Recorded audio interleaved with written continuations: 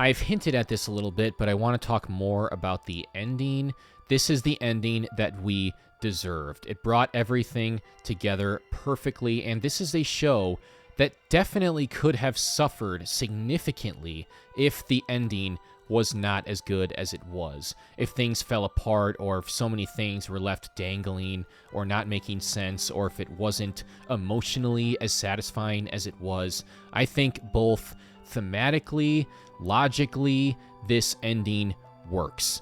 Olivia does not want to let her kids go again. She has another chance to be able to, as she would say, wake them up. Obviously, what she really means by that is kill them so that they can be together.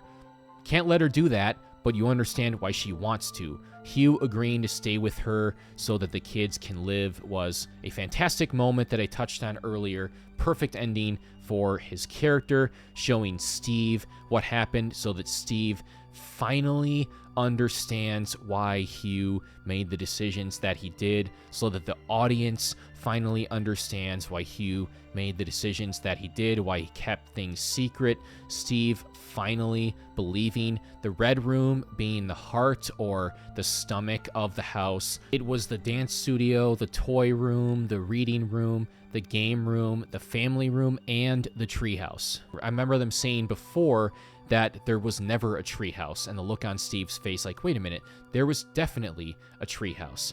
All of those rooms were actually just the Red Room, and that was an amazing reveal. And when they showed the montage of all of them kind of doing their own thing in there, that was perfect.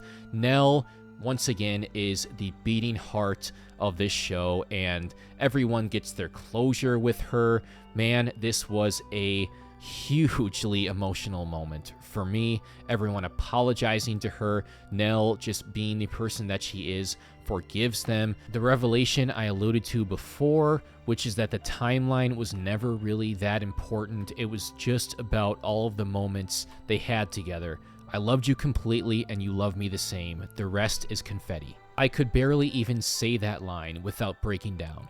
Luke refusing to die. There was a moment where we thought he was going to, and we have kind of a like Punisher, I am home, or Rocket in Guardians of the Galaxy 3 almost being dead, stepping a foot into the afterlife, but not quite getting there, wanting to keep on living, and Nell telling him don't. We finally realize what that was about, and then of course we see them celebrating his 2-year anniversary of being clean and sober, which was great. Steve finally reconciling with his wife. By the way, I thought that the opening of the last episode was great, and I was thoroughly confused at first because how is she pregnant? Why are they all okay again? But you slowly come to realize that this is a dream, and I thought that was so well done. All of their dreams were great, and then Nell waking them up.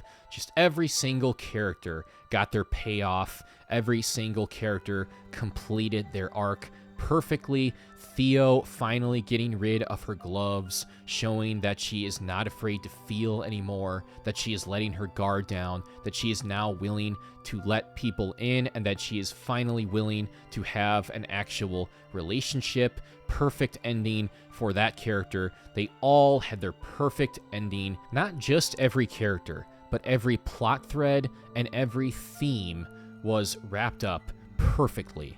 Between the incredible character development and character arcs, the perfect casting all around, from the kid versions of the characters to the adult versions, to the parents, to the Dudleys, the intricate story that is constantly keeping you guessing and sets up and pays off every single storyline perfectly while maintaining its horror roots with some great scares, some great ghosts, some fantastic jump scares, tackling deep and important themes through story such as guilt, addiction, fear, trauma, depression, sacrifice, and most importantly, love. Doing all of that without compromising the internal logic or the overall storytelling.